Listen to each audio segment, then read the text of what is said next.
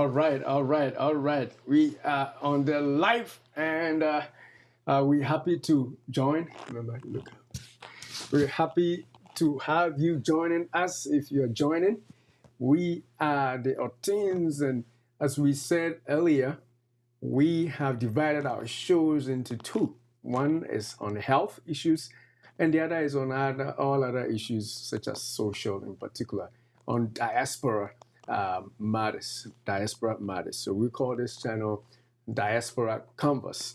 Basically, deep, intimate conversations concerning the diaspora, the African diaspora, I should say. So today we have a wonderful show for you. And I just want to go by my title here so that we can see together. My title is The Diaspora Divorce Crisis, Why Our Marriages Are Failing. Diaspora Divorce Crisis, While Our Marriages Are Failing. And my name is Dr. Oteng, and my co-host is Dr. Gifty Oteng. All right. So before we begin, first of all, if you have not subscribed, make sure you hit the subscribe button.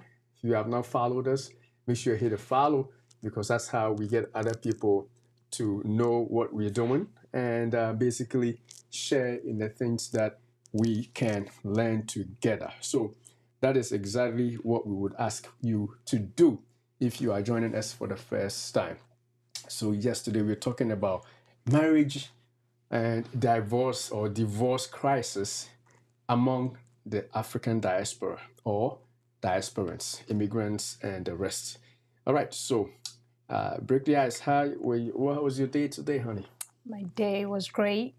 We went to church. We had a wonderful time today at church. All right. So far, so good. Yeah. So far, so good. And I think we qualified to talk about diaspora marriages because we are diasporans who are also married. So you can give us that. We have the experience, right? Yep. And we have observed a lot of other things going on among diasporans, stories we've heard, and of course, some of the things that we've learned by studies that we're going to share together. So make sure that you join in the conversation. If you join us, don't just be a spectator.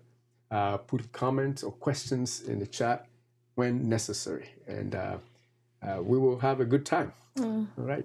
So it's more like a conversation, right? Yes. So we are trying to see what are the reasons. So we are going to just talk about how and why most marriages are failing. So like you said, we've been married for a while, and I think we are in our 25th year. So I think we had personal issues too, and I think you have your own story too to tell. What are the reasons why marriages are failing among the diasporans? All right. So that's what we're going to do, and I believe that we have important statistics to share before we actually go forward. So let's see if I can put it up. Yeah. So according to some studies, we're saying that this is a shocking statistic if it's really correct, because it's saying that about 67% divorce rate exists among African diaspora couples in the West. So for people who have migrated to the US or the UK, Australia, and any Western country, we have divorce rates going to, actually it's not just migrated, it's basically African diaspora, all black people in the West.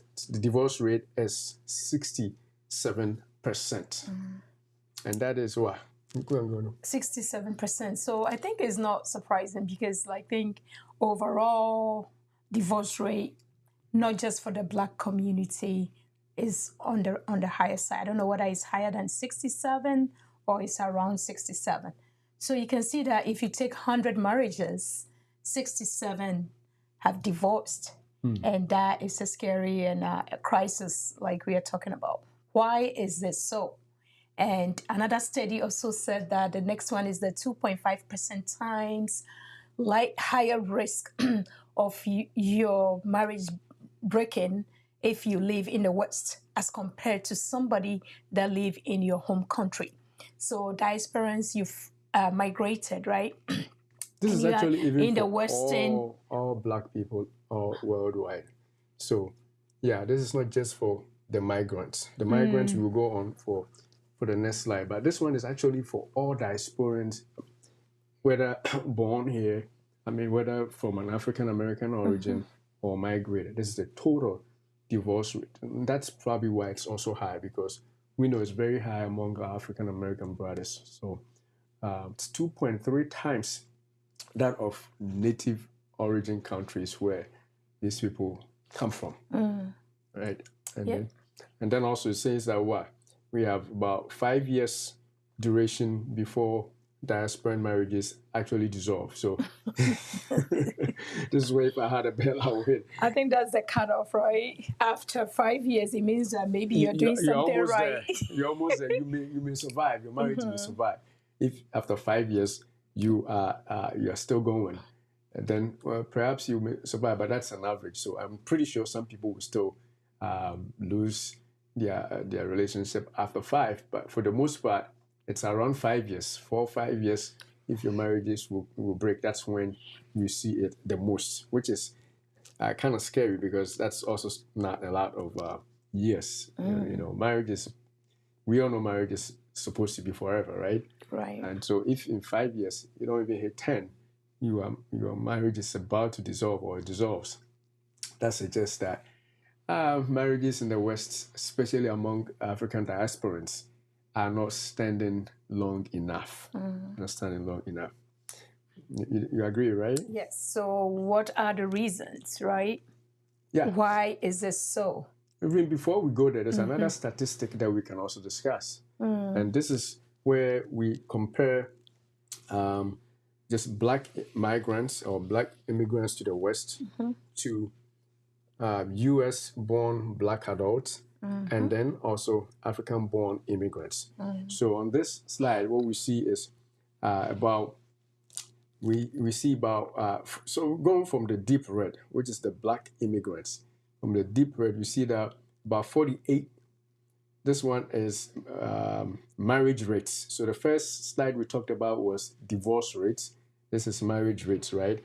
And for Black immigrants, the statistics is that we have about 48% of people who have their marriages going, still going on. So that is Black immigrants. I'm talking about to the West. I'm talking about whether they are from Jamaica, Africa, Brazil, wherever, South America, every Black migrant considered. We have about 48% of their marriages surviving, which is not bad, almost half. Close to half, Close to half, right? And then when you go to the middle block, that is the US Blacks, which is African American Blacks. Now, their marriages is around 28%. Wow. 28% marriage among them. So we can see a steep decline right there as you become more westernized. And then the next one is just the pure African migrants. So these are all 3 classes of Black people. But if you look at the pure African migrants, their marriage survival rate is 52%. So that is a lot better overall, but still it's close to the overall Black migrants, if we talk about that as 48. But definitely it looks like marriages among African migrants are surviving better in the West than their counterparts in the West who are either African American natives or African Americans or Black people from the Americas, including the Caribbean. So that is another statistic that we can discuss. Now, do you think of any reasons why the numbers are like that? I think it's something about the West. Something about the West. Because as we said earlier, 2.8 times. 3 times likely that if you are here, your marriage will dissolve as compared to somebody who is married at home. Who's married in their native country. In their native country. So something here is causing that rate. So what is it? What is it at all? That's what we want to delve into and try to understand the situation. What at all is causing this problem that we are not able to stay married, right? For the longest, but because we are here, there's definitely something here. So I would say that is the worst. That's what you're saying, right? Yes. It's the worst. Okay. All right. So with that being said, let's go on to the next thing then. So these are the top 3 things that research suggests that is leading to breakdown in diaspora marriages. And that is the most important part of our discussion, because that will help us understand why the numbers are like that, especially if you compare marriages between blacks from the Caribbean and Africa to blacks in the U.S. Our main concern is that even for the people who are migrants who are of African origin, once they get here, their marriages become weaker, and most people begin to lose their marriages. And that is why this show is so important to those people who are from outside, or who are not, necessarily second generation people. So, what is the causes for those people whose marriages are beginning to look more like the West, which is not surviving marriages? And that is the next thing we're talking about. So the first one is what? Financial strain. We're going to go deeper into these a little bit. But the first one is financial strain, right? Yeah. And we call something black tax, responsibilities, and also different money values that create tension in marriages in the diasporans. Black tax. In the, black tax. So people who are black who are paying some tax. We're going to go into it later, but for now, let's go through these 3. Yeah, and the second one is cultural clashes and extended families. So we are going to try and understand how culture and extended family is contributing to this divorce rate. So expectation around gender roles, that's the cultural clashes, right? And also family dynamics and traditions. How is this influencing the divorce rate that we are talking about here? All right, and then from there we're going to talk about identity challenges too. Being in America or being in the West, what is going on that may contribute to your marriage not surviving, and identity challenges, including the way you navigate between home culture from where you may have migrated from, and versus your newfound home, Western culture. How do you assimilate, and the things that lead to breakdowns in marriages as far as those things are concerned. So those are very important things that we really have to touch on. So stick with us as we move forward.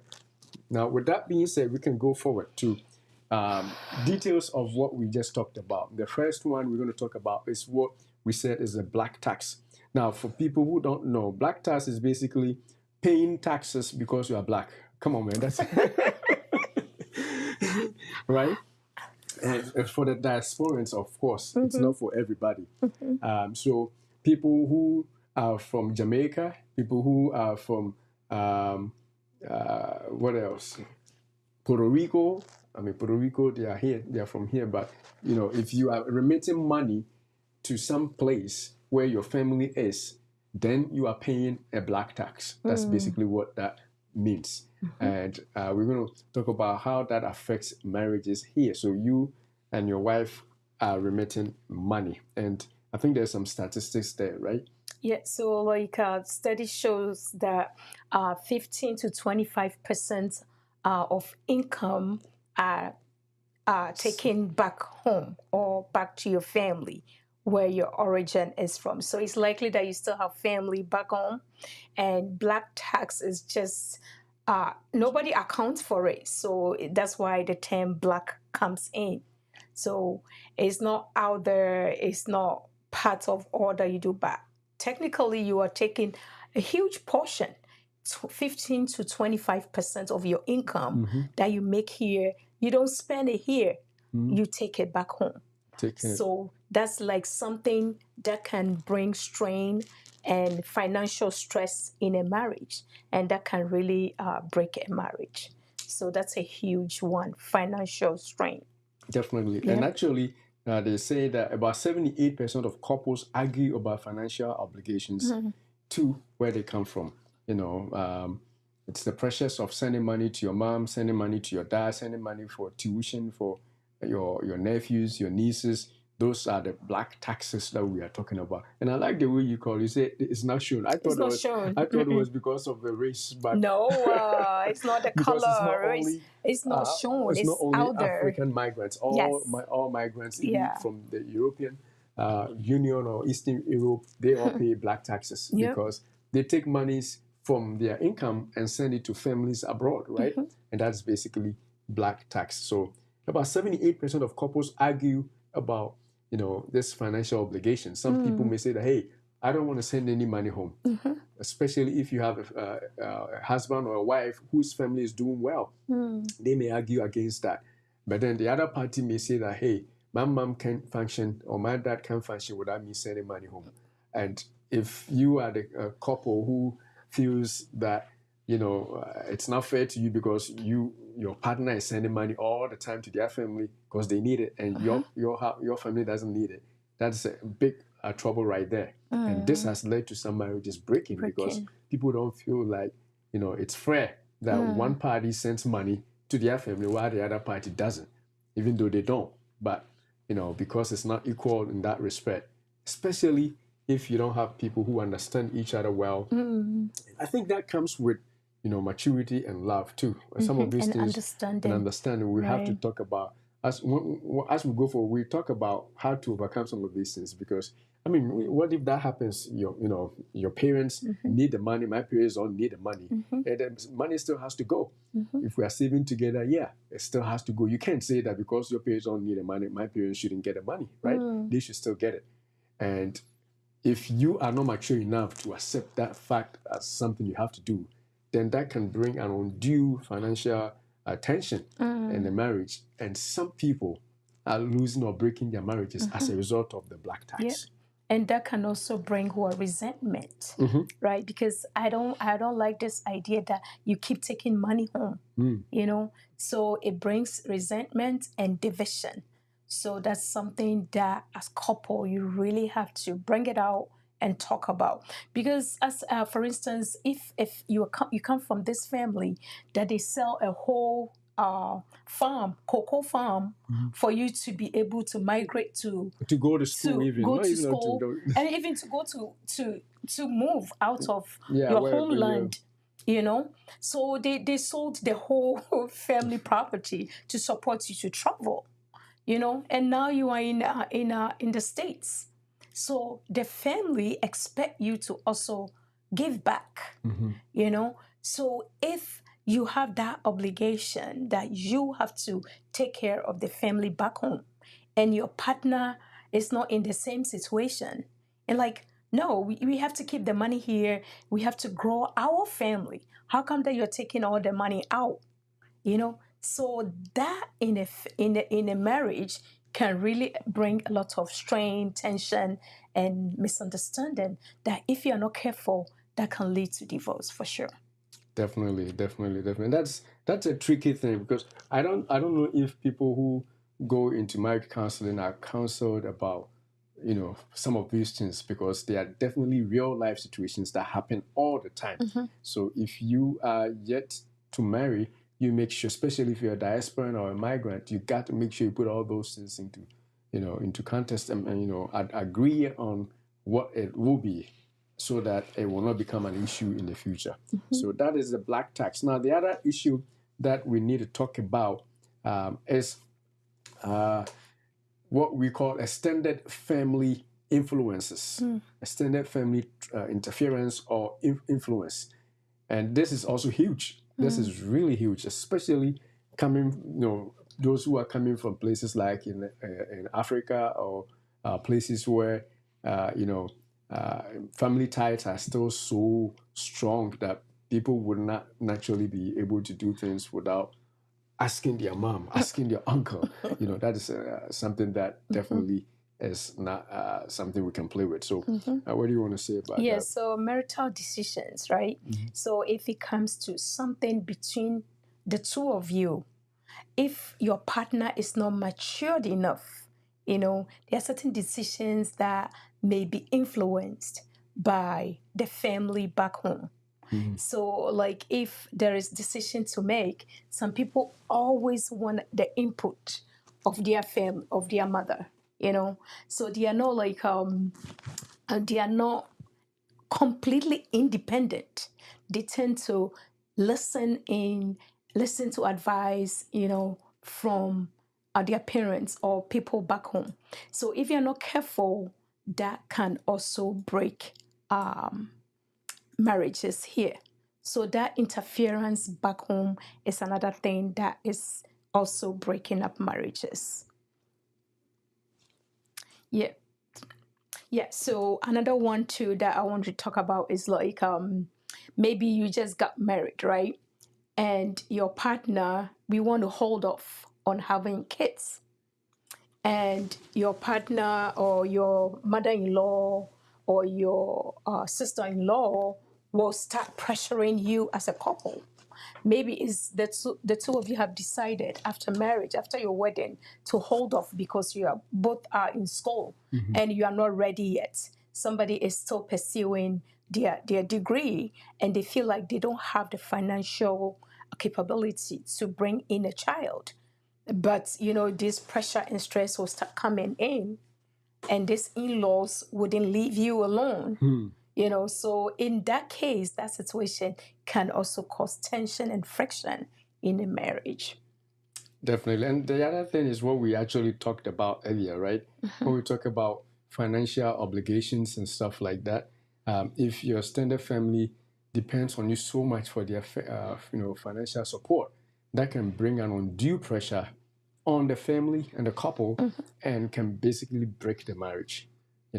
So especially if the family feels entitled, when you have some extended families that feel very entitled, especially if you don't have somebody who understands that if you take your son or your child to school and they are done, their obligation is not to you, it's to their own family. But some of us, from where you come from, you may have been told that you got to take care of your parents till they die, which is okay. But then the parents, some of them may take advantage and bring every issue on you. And if your wife or husband is not one that can definitely understand that you have to be, taking care of them, then obviously it's going to be a problem, right? It's going to definitely be a problem in the marriage because the pressure is so much. And especially if they feel entitled, it's like, if you don't bring it, I'm going to do this, that kind of thing. In the West, we have social security and other things that have been set in place that parents don't necessarily depend on their children for their upkeep when they grow. As they grow older, social security, Medicaid, and Medicare will kick in and they will be taken care of. So even if you help your parents, it would be just a little bit, once a while. But people who are diasporans, people from places where they have migrated, their issues are different because they are not only responsible for taking care of their own family members here or their nuclear family, they become obligated to families across the Atlantic. And if the family does not, especially if you are one person in the family who is doing well, you are in trouble because every problem is on you. And if you don't have a wife or husband who understands or can accommodate that, that definitely will bring undue pressure and cause financial problems that will lead to the marriage breaking down. So, Yeah, and also sometimes they may ask you to, come build a house in all these big cities in your home country because they want you to also do well. So they will keep looking for lands for you everywhere. And all that you keep hearing is like, oh, there is this land. Somebody is selling it. You want to buy it? There is this property. Do you want it? So as a couple, I think it's something that you have to sit down and decide. You don't let, I think when you get a solution, we will bring it up.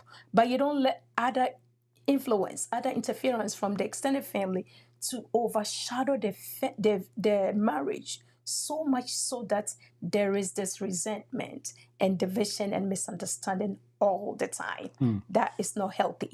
Definitely, it will lead to divorce. It would lead to divorce. And even if it's not divorce, it's going to lead to problems down the line where, your marriage becomes just hanging, like what I call roommate marriages, right?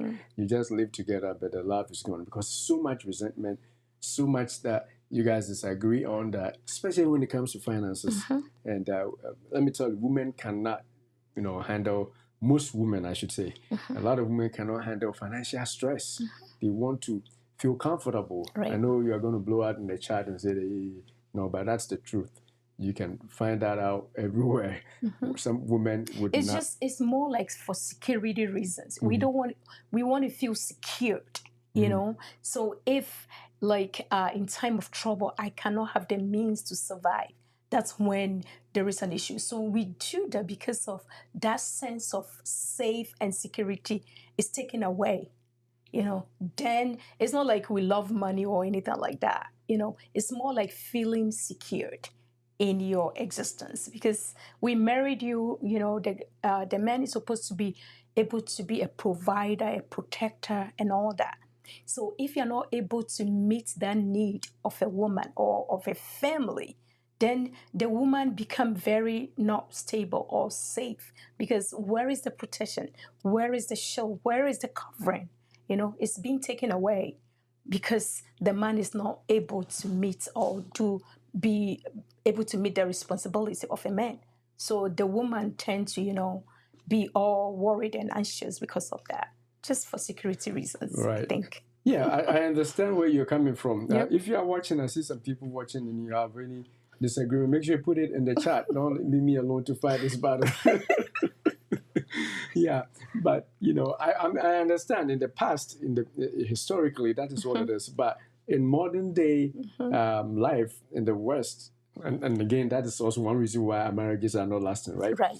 The woman goes to work, sometimes even work more, and also make even more money.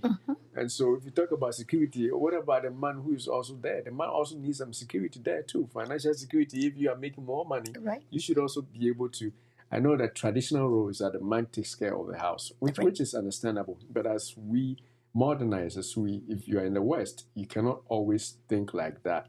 And some women are making a lot of money in the West, in the US, UK, Australia, New Zealand, and Netherlands, wherever they may be. But because of the traditional role that they have in mind, they will still keep their money and expect the man to hustle and bustle just to provide for the house, because traditional mindset. Yes, because of traditional mindset, which again may not be the best thing. I mean, if you're a man and you're able to do it, it feels good because you are in charge of the house. You feel good when you talk to your kids and everybody is looking up to you. But at the same time, I think sometimes the woman, you have to relax a little bit for us. Oh yeah, and make us. Yes. Yeah. So that, like you said, traditional mindset can really break up a marriage. That is true. But if sometimes the man feels like, oh, I'm a man, I got this, and you as a woman, you lax and you give everything to the man who is supposed to be handling things, and this man is mismanaging everything. That's when the nagging comes in and the complaints come in. It's not like the woman is keeping her money. The woman has entrusted you. If you're coming from a Christian marriage or home, you have this mindset. This one, it doesn't mean that you are in a different country or we are in a different times, right? As a Christian woman, you know that the Bible says that the man is the head. Okay, so if the woman entrusts that in you as a man and gives you everything, it's not like the woman is holding on to her money, and still want to be in a traditional setting, so that's when it becomes a problem. If the man is managing the resources, that's when it becomes a problem. But if we have this mindset that whatever a man can do, a woman can do, then that's a different discussion ballgame. Altogether. But like I'm saying, we just give you that role as a leader. So if you are a man and you're not taking your role as a leader, it becomes a problem, and that can also break up a marriage for sure. So we actually went into the traditional issues that affect marriages from the extended family. There's one last thing about the extended family influence or interference, which is how you raise your kids, especially if you have grandparents who, from where how they were brought up, they want to insist that you raise your kids somewhere, and you, having been in the West, in a modern era, you want to go some other route that can impose some traditional expectations on you and your family in terms of parenting. For example, there's some stuff that we know about in terms of marriages in here. In terms of parenting in here, that is completely different from what they used to be back there, right? That's completely different. There's certain things that you can do.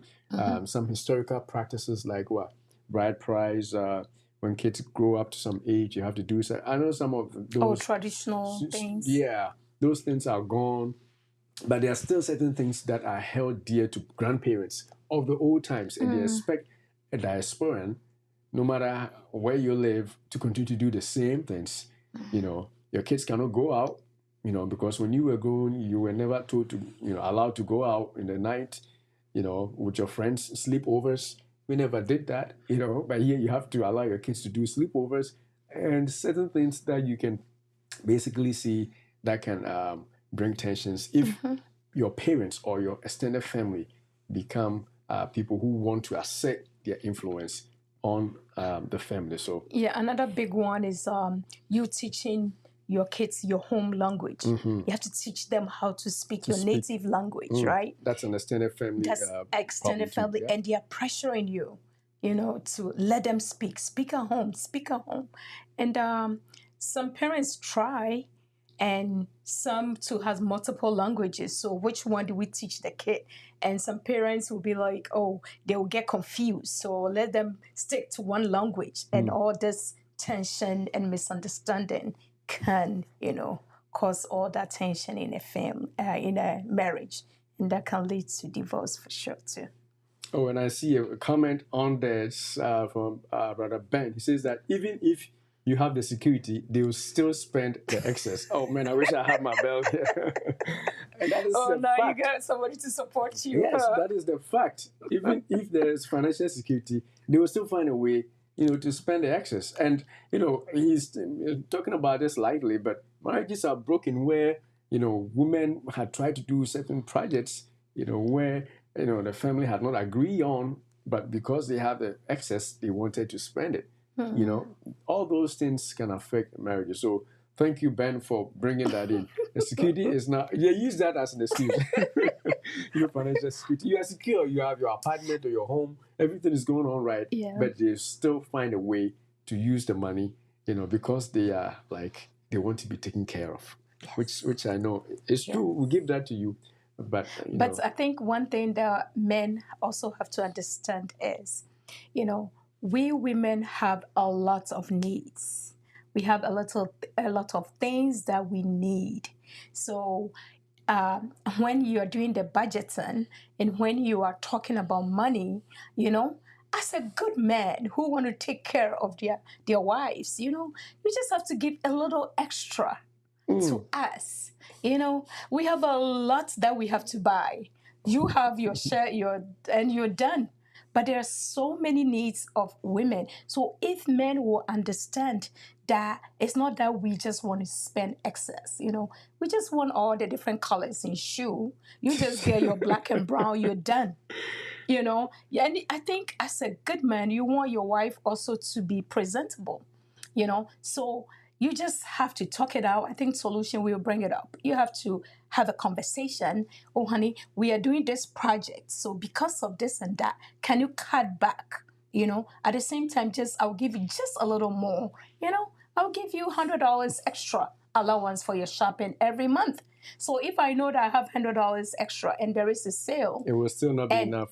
Let's move forward. I'm telling you, no, it will still not be enough. We are very understanding, but you also have to understand the needs of women. That's what I want to throw in there. I mean, we understand that you have more needs, and men have needs, but we are on the quiet side. So, and like I was saying last time when we were conversing, I can wear one shirt for 10 years.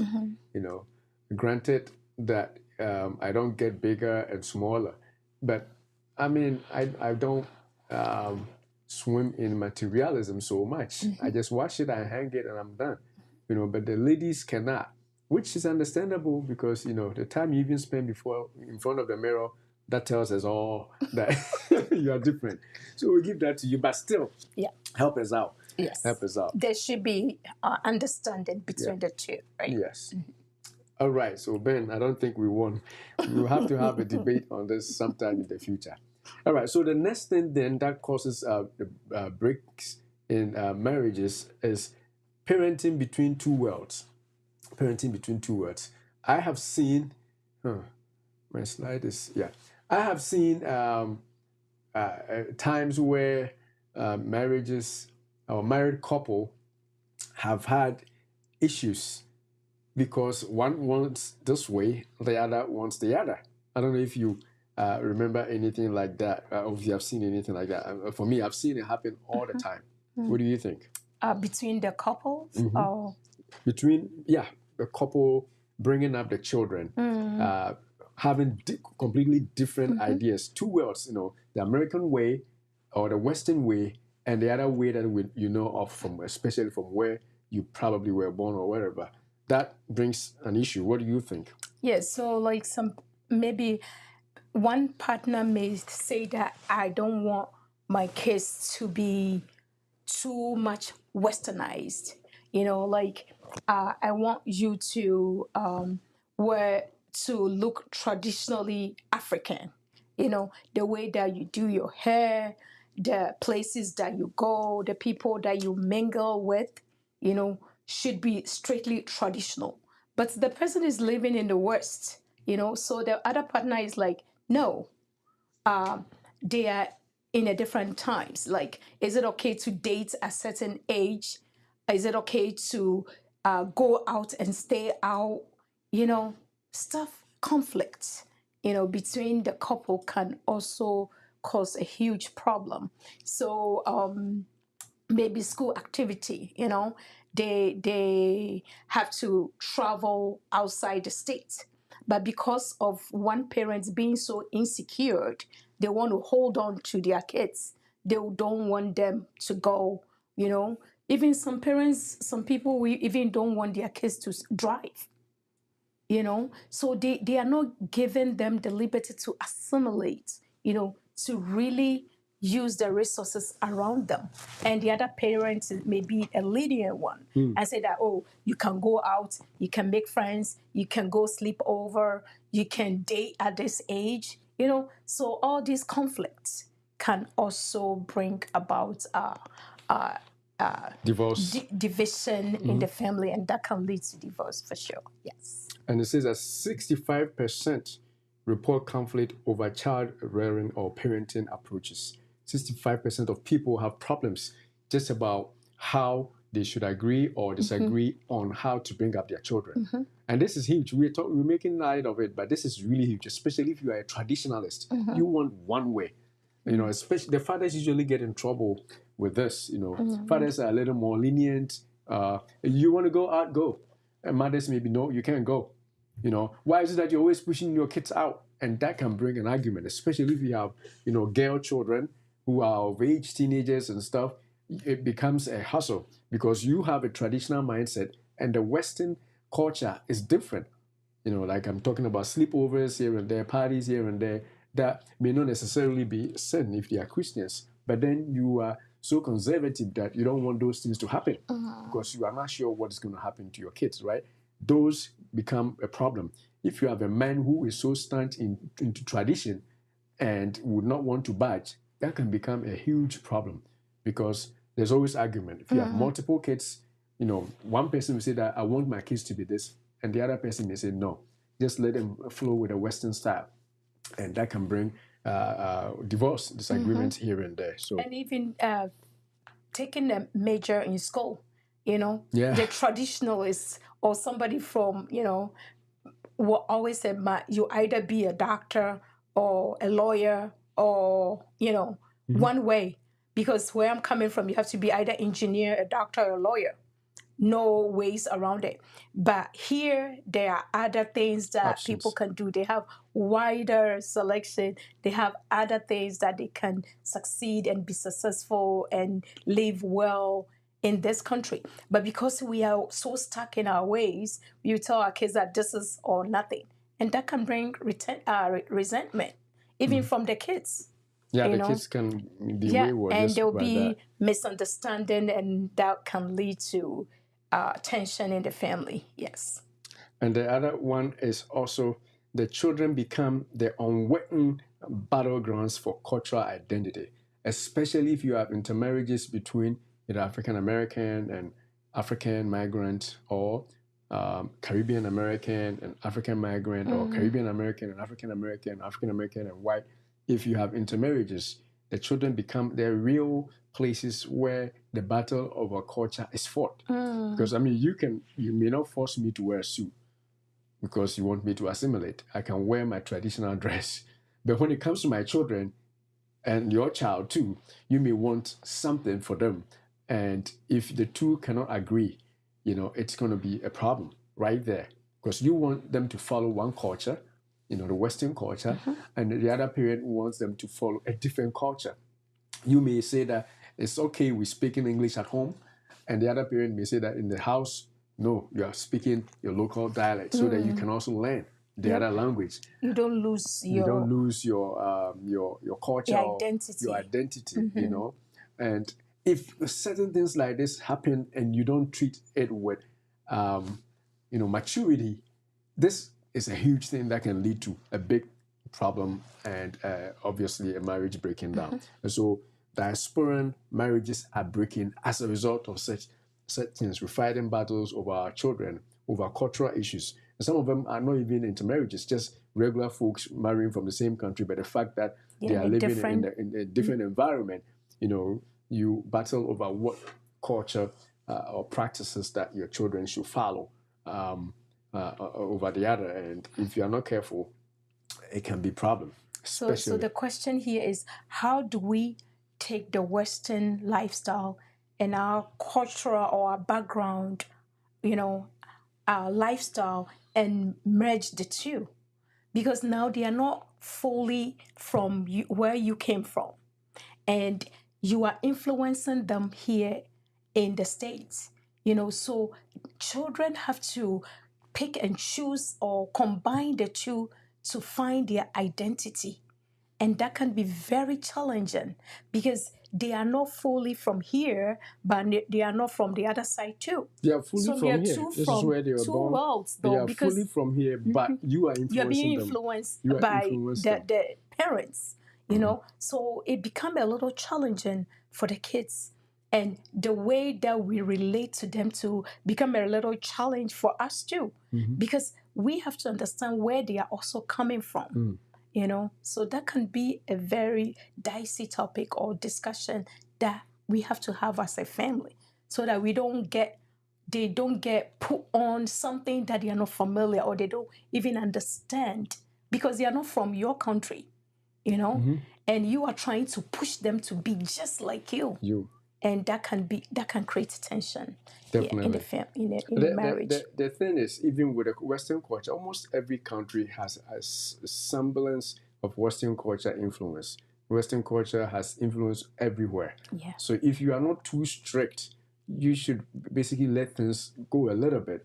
And the best thing you can do is to take the best of each culture, merge it, and grow with it. Even you yourself, you know, for example, the way you speak. If you feel like the way some people speak is not what you want, teach your kids to speak a different way. You know, the way you dress. If you feel like, you know, the dressing is too much, like I was saying last time on our other show, some people want to stick to their kente and their agbaja every day, you know, but you are living in America. You can't do that. You can't wear those things to work. You are in the Western culture. You have to merge, change a little bit. Those things that can be changed, you can. Yeah. So that traditional times you wear traditional clothing. Church where you meet your folks, you do it. You cannot just be like strictly one way. So you have to merge the good of each culture and have your kids also follow it, because every one of these cultures are great. I mean, there's perfect things in every culture and there are bad things in every culture. So you just have to navigate and ensure that your children go with the ones that are best for each one. For example, the way in our culture, the way we treat the elderly, that is, I haven't seen any other place do it. It's so nice. I mean, one time I was walking and an elderly man, we just crossed. He went back and turned and said, "Hey, you stop." And then he said, "Why didn't you say hi to me?" I had to apologize. That's the culture. You have to accord the elderly with respect. You have to say hi, grandma, or hi, grandpa. What a beautiful thing. But here, you even say hi and they will just look away. They don't want you to even say hi to them. So there's always differences in the culture. In the same way, there are other things in the Western culture that I love. The Western culture will treat every problem from the source. They will hit it with research, with medication and everything. The other culture that we know from where we come from to everything, we blame spirits. Everything is a spirit doing you. To the extent that roads are not built because we say that some demons are involved. Come on, man. So we have to take the best of each culture, merge it, and we yourself enjoy those and also make your children come with it. You cannot completely be just one. Just assimilate the good ones and then keep the ones that you have that are still good. Unless you have anything, we can go to the next one, right? Because it looks like we are behind time. All right. So now we are actually, that's actually the final thing. What are some of the things that we can do to build lasting marriages in the West or wherever you may be, so that you do not lose precious relationships just because you are a diasporan, just because you are an African diasporan, you are from the Caribbean, or you are from Africa, or you are from the UK and you are black. You don't, that is what we want to prevent. So what are some of the things? That's what we want to talk about, and then we'll close. Yep. So you don't want to be part of statistics, right? You don't want your marriage to be like 67% or 52%. You want to stay married because you love each other, right? That's why you got married in the first place. So what are the things that you can do so that you can stay married? I think the first one is honest communication. Honest communication. You have to create space that everybody can say something in the marriage. You don't get overshadowed or shut down because you are a woman. You don't get to be shut down because you don't make a lot of money. Or you get to shut down because you don't know what you are talking about. There should be avenue. We should create space that we can all come out and say how we're feeling. What is going on, what we are not happy about, what we don't agree with. We shouldn't be intimidated with anything. And the partner should also allow everything, that both of you should allow everybody to be able to express themselves. And you don't feel like your idea or whatever you're saying doesn't matter. We have to listen. That's communication. We should be able to say what we are thinking, bring it out in a way that the partner will understand, and the partner to try and listen. Before you even complete the first sentence, they know what you're talking about, so they shut you down. They think that they know what you're talking about, but they don't listen. So I think that is a huge thing, communication, and not feeling intimidated, or you are regarded that you don't know what you're talking, or you don't know what you're saying, or you are not educated, you are not enlightened in this area. So just be quiet. We should create an avenue so that we all bring up how we feel and talk it out. So if one partner is mismanaging, like we are talking about money and the finance, right? So if the man feels like the woman is not doing right with money, it's not like nagging or just complaining. Sit down and bring it out And sometimes too, it makes sense when we are doing something together. I'm aware of the project or whatever we are pursuing, or the reason why I shouldn't spend the money, because we want to save for the future, or we want to save for the kids' education, or we want to save for, and at the same time, as we are saving, you will not go around and misuse the money yourself, So there should be communication and understanding in the marriage. Yes, that's well said. That's well said. I definitely agree. The other thing that I also add is, apart from the communication, we have to have the same focus, the same vision. Not like you are trying to make money to go and build a big mansion in your hometown, and then I'm trying to go and build a house for my mom. Or I'm doing this project and you are interested in this other project. That's the beginning of the problems. Right. Because how much money is there to spare for all these projects? That's not enough. If you add the responsibilities for your kids and your home, that's not enough. So if you don't have shared values, shared goals, shared focus, shared vision, then you are going to make a lot of mistakes. And it happens not just in the diaspora marriages. With all marriages, you got to be able to sit down and say that, hey, this year or within the next 5 years, let's save money for a home. You both do the same thing. After the home is done, let's try and buy something for our mom. You both work on it. And if my mom needs it and your mom doesn't need it, the fact that we build for your mom doesn't mean we have to definitely build another one in my hometown because we build for your mom. Oh. That is being childish. Yep. You just go with where the needs are and act like you love the person. You are helping if they need it, and they also helping if you need it in your family. If you have shared and common, focus and ideas, some of the financial stresses may go down. I'm not saying it's going to completely go, but at least it will temper it down. Rather than to be fighting and two people trying to build a mansion at the same time, or two people trying to buy a house, even here or in the West where you are at the same time, or one person doing this project, the other person doing that. And some people don't save together. That some people they work.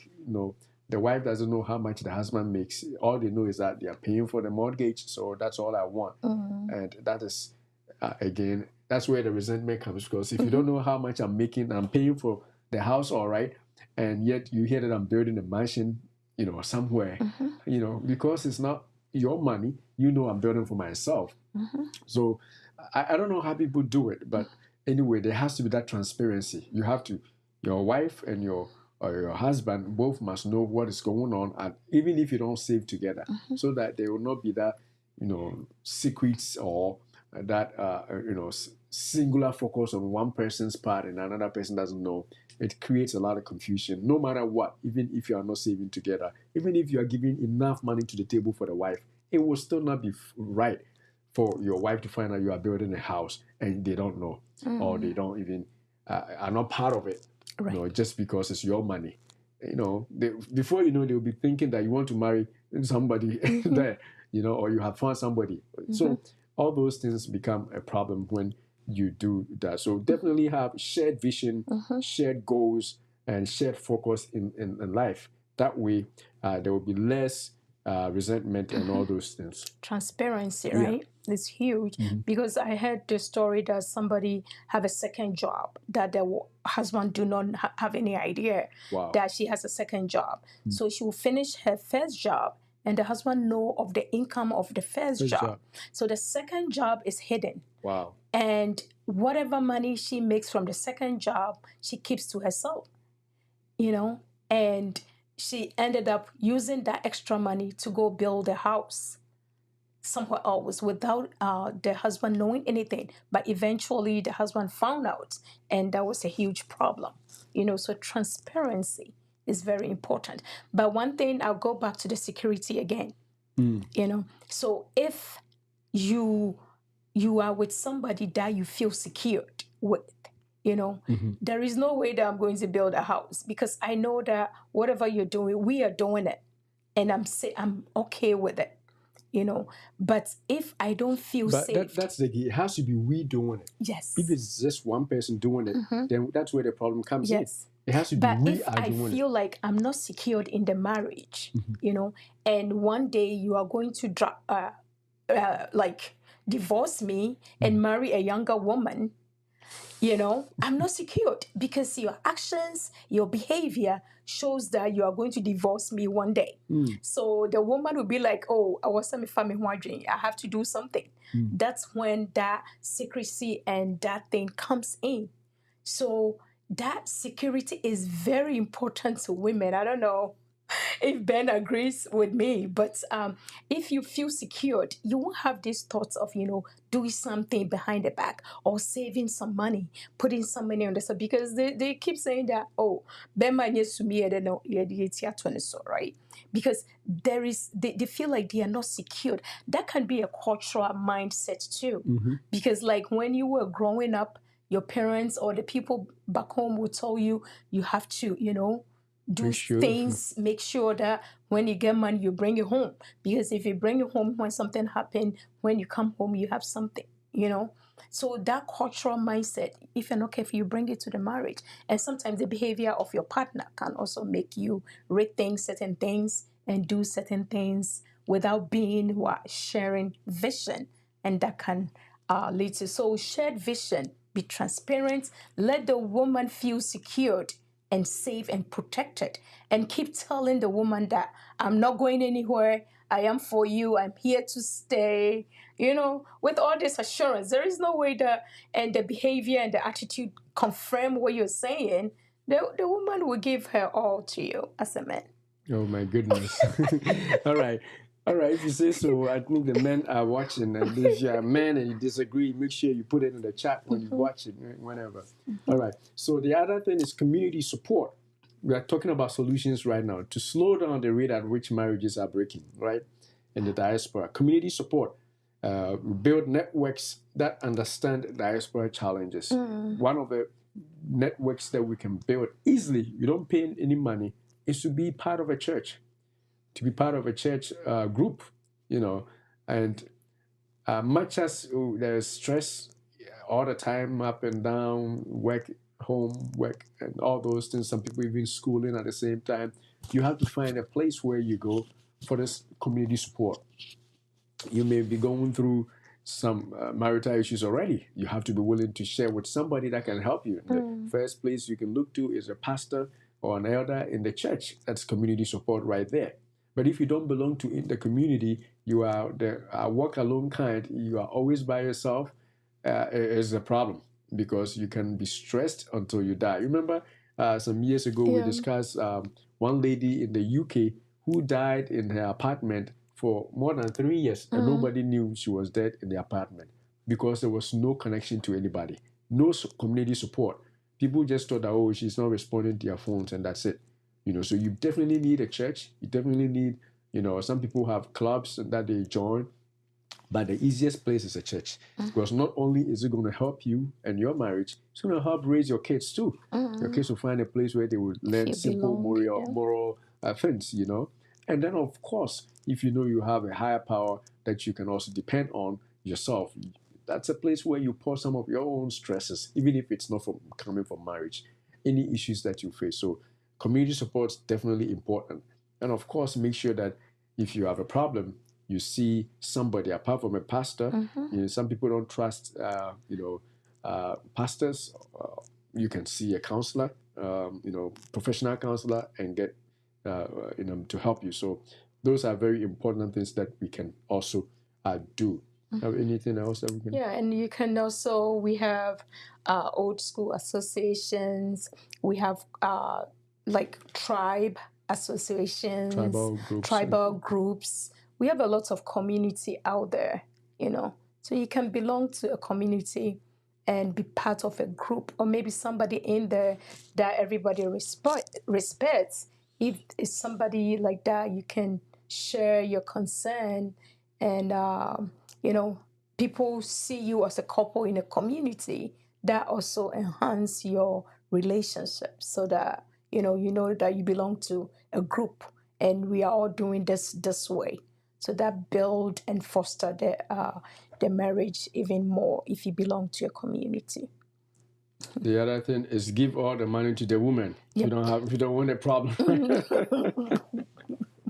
Let the woman rule, right? Let the woman. Transparency is basically what I'm trying to say here. You got to be transparent no matter what. Be transparent. Give all the money to the woman doesn't mean give all your money to the woman, but let them know. Let them know what's going on. That's like she said. That's how they feel secure. If you hide, then they know you have something at the back of your head. Anybody who tries to hide is up to something. So if there's anything that they cannot find, it means you are hiding something and they don't want to be surprised. And that is where the tensions begin. So let it be plain. Give that account password, login, give it to them. Let them look at it. If they take it, stop them. Tell them, hey, honey, you can't take it, whatever it is. We are doing this. Because we are doing this. We want to secure our future. We do retirement. We need this insurance. We need this car. We need this home. Let it be so plain. If this get plain, it's easy. It's easy for most people if there are no hidden things. That is how God made Adam and Eve. They were both naked. All that it means is that they were not hiding anything from each other. We just think that's the clothing. But it also means that they were hiding nothing. Everything was bare to each other. And if you have that in there as a diasporan, no matter how the extended family issues will come, no matter how the financial issues will come, no matter how the cultural issues may be, you would still be able to do right because, hey, you know where I'm going. You know where I'm going. You know where I am. You can track my phone. Pick my phone. My wife knows all my passwords. Everything that I have, my computers, my phone, everything. She has everything. So if I'm going to hide anything, right now she will know something is up. And because everything is bare, I'm free. And I have passwords too, I know. So that is how it's supposed to be. But if you begin to hide, I'm doing this, I don't want her to know, or she's doing this, she doesn't want me to know, and I found out something is hiding, that in itself, the suspicion that comes, it's a place where disagreements and like insecurity and all those things that follow that lead to complications that may actually lead to divorce. Any other thing? I think we're good. Yeah, so honest communication, have one focus, one vision, one goal in this place, and do some community support. Join the church, join a group, join a fan club, or whatever it is, and be transparent. Let be open. That we can go on and on and on. And also, some of us, we need to assimilate a little bit. The culture is good to have a good culture. But some people are so stuck to the culture that even though they are in the West, you cannot even tell that they are in the West. The way they eat, and some of the foods we eat. I know some of you follow our health channel. Some of the foods we eat, we don't want to let go because that's how you were taught. You want to eat the fufu in the banku every day. No, some of the things we got to let go. We got to let go and pick up some of the better things that we see. I'm not saying that do everything that you see in America or in the West, but you have a chance, you are blessed to have two groups of cultures to choose from. Pick and choose which ones are better for you. And make it your own. Make it your own. Rather than to be stuck to the old or to one.